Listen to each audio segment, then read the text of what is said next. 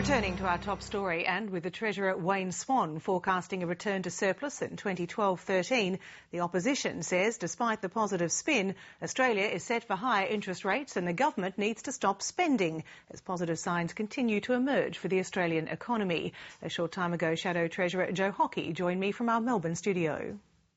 Joe Hockey, welcome to Lateline. Good to be with you, Ali. You ask how Wayne Swan can describe today's set of figures as remarkable, and yet unemployment's now expected to fall to 4.5% by 2012. Aren't there large numbers of Australians who have kept their jobs through difficult times who'll be applauding the government's budget management?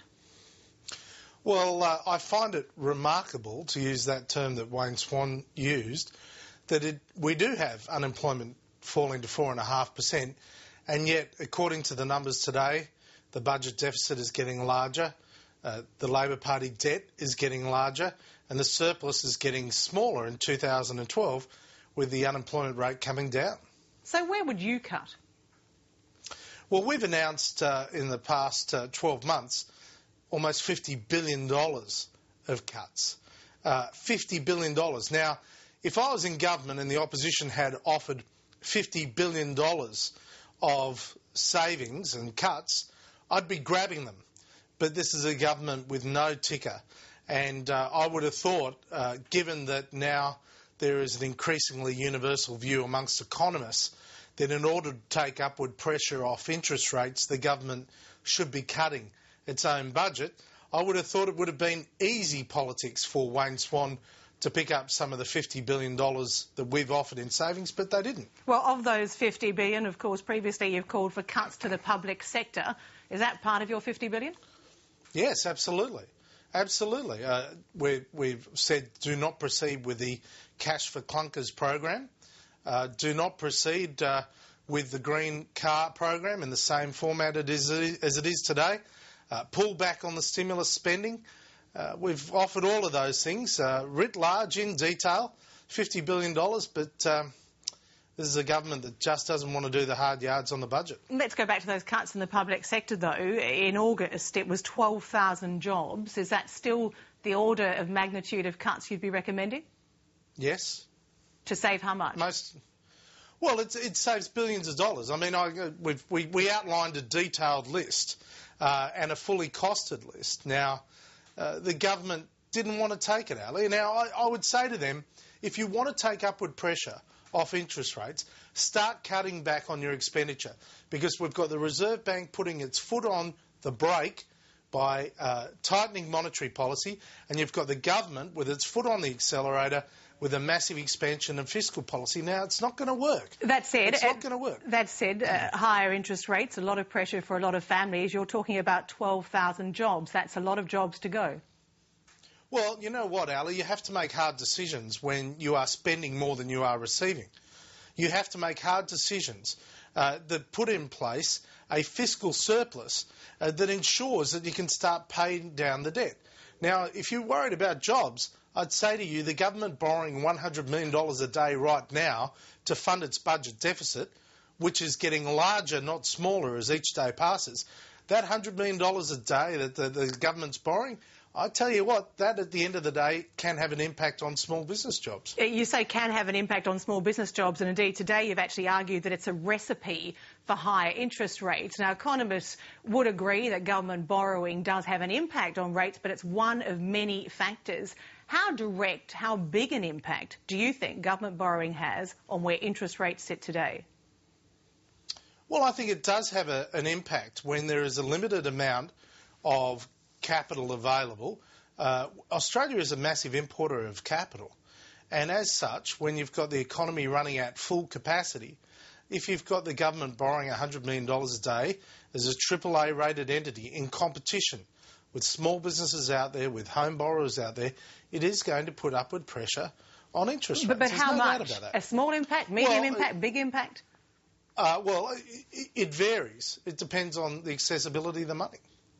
Well, today I guess the National Australia Bank's business survey highlighted the extent to which Australia is a multi-speed economy, not even a two-speed economy. Is that something that the Reserve Bank should have taken greater account of before hiking interest rates last week?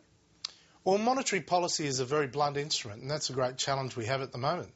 That's why fiscal policy needs to be more targeted. And that's what the government doesn't understand. It has all the levers available to it in fiscal policy to be able to deliver the direct action so necessary to get the economy on a sustainable growth pattern. But monetary policy is a blunt instrument, and the Reserve Bank would be the first to say that. Let's look at the banks. The Australian Bankers Association, which represents all the major banks, has accused you of making, quote, false and misleading statements. They say many of your assertions about the banks are based on assumptions that the taxpayers' money is at risk. And in fact, the association says, quote, far from being underwritten by taxpayers, it's the industry itself that underwrites the deposit guarantee. A shadow treasurer should be aware of that simple fact. I'm quoting there. Your response?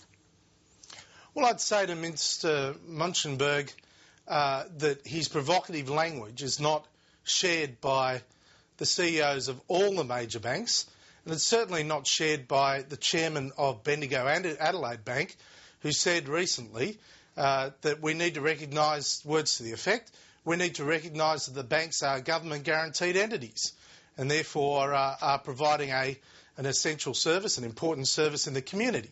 Now, the fact is that you can have specific financial claim schemes, you can have wholesale funding guarantees, of which the federal government, the taxpayer, guarantees over $150 billion of bank debt as of today. But the reality is there is now a moral hazard associated with the banking system in Australia. And if a financial institution fails, it is now too big to fail. And therefore, Australian taxpayers step in.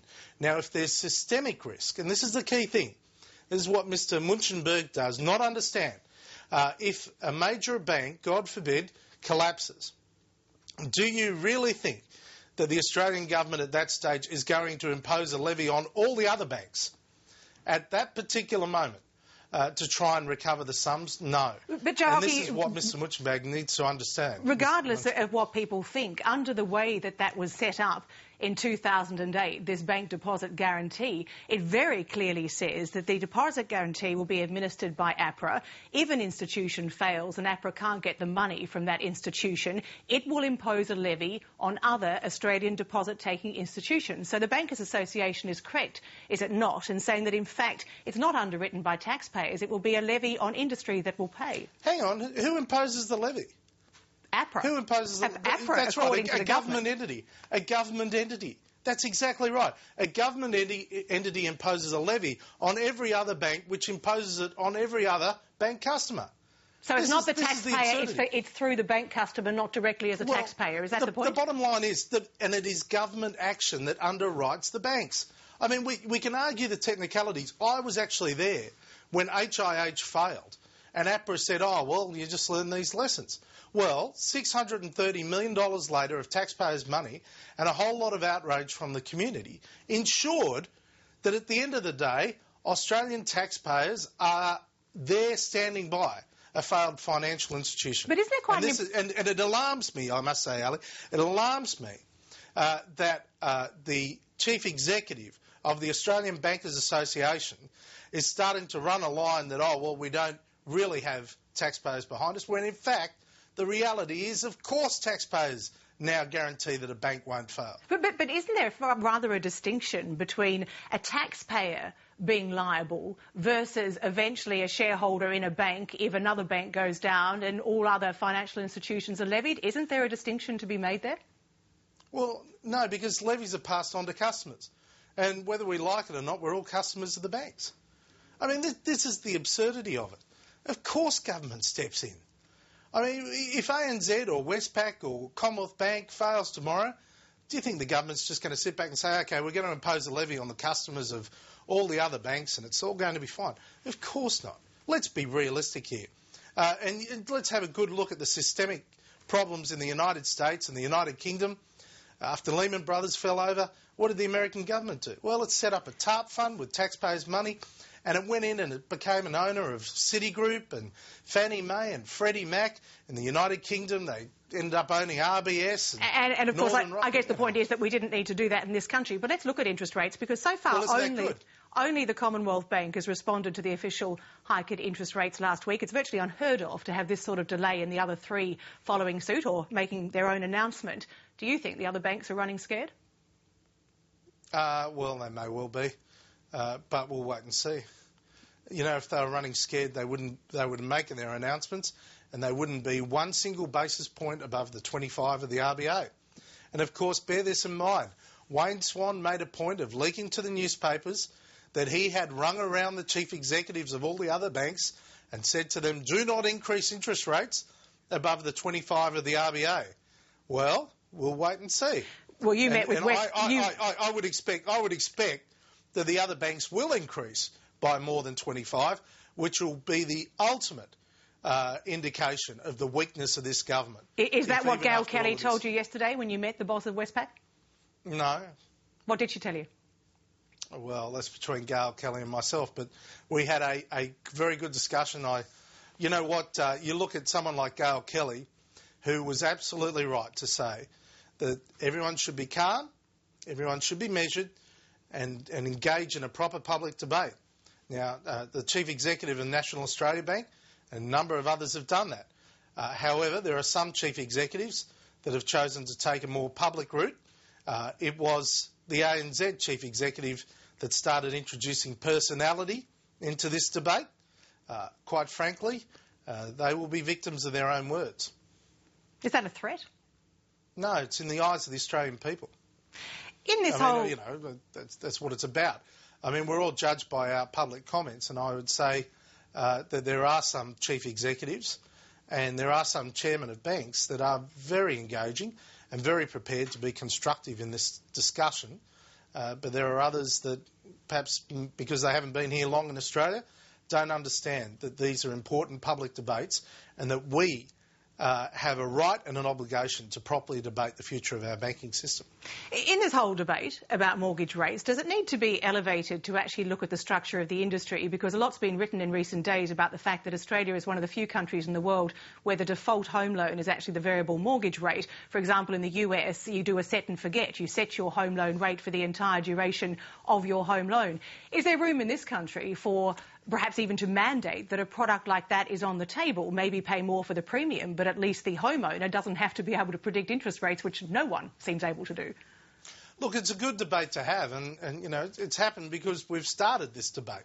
But would you be in favour of that, some sort of mandating of a set and forget? No. I am very concerned about specific product regulation. Look, the government said it was going to have bank switching accounts. That's been a failure. Only 1,800 people picked that up. The government said it was going to have first home saver accounts, allocated $1.2 billion to it. It's been a complete disaster of a program. Barely $200 million got out the door. And every time this government gets into the business of specific announcements about specific products, it goes wrong. And that's because banking and revenue for banks is like a balloon full of water. If you push at one point, there'll be a bulge somewhere else. So if you remove exit fees over here, simply the banks will just increase fees and charges somewhere else. And that's but that's something you've been in favour of yourself, isn't it? Well, no, I have never actually been about a specific product. I was at pains not to talk about specific products and specific product decisions by the legislature. In fact, of the 9 points I raised, not one relates to a specific product. And I had an honest discussion with Bob Brown today about his bill where he wants to get rid of ATM fees. And, you know, that sounds publicly attractive to get rid of ATM fees. But I'd say to you, the smaller banks rely heavily on exit fees. They rely heavily on other forms of fees. The bigger banks are happy to get rid of some fees. So your argument is it's more about competition than specific products. Exactly, Ali. I wish all your journalistic colleagues would understand that as well. But that's exactly what I'm about. Just a final question. Tony Abbott says the banks never moved mortgage rates independently of the RBA under the Howard government. They did twice. Is it a great hindrance to you when you're trying to make an argument about the banks, but your leader gets the facts wrong? No, because in fact, the truth is they did move, but they reduced interest rates by more or certainly didn't increase interest rates by the same once level. They reduced them by less than the RBA. The second time, they hiked when the RBA held. But on other occasions, they actually reduced their interest rates by either more than the RBA, or they certainly didn't pass on the RBA rate increase. So he wasn't wrong? No. Joe Hoggy, we'll leave it there. Many thanks for talking to Lateline. Thanks very much, Ali.